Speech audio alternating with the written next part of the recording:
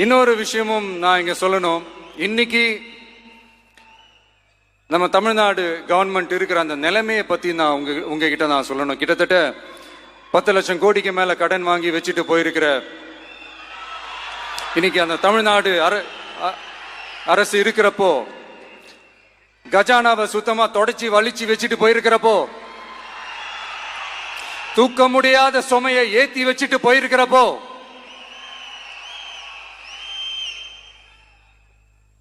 அப்படிப்பட்ட ஒரு நிலைமையில தான் இந்த பொறுப்பை நம்ம கையில் எடுத்திருக்கிறோம்.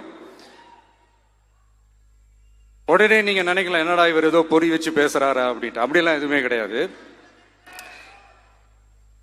உள்ள போய் பார்த்தா தான் தெரியும் எது எந்த நிலைமையில இருக்குன்னு, என்ன இருக்கு என்ன இல்லை, எது எந்த நிலைமையில இருக்கு எது எந்த நிலைமையில இல்லை. அதையெல்லாம்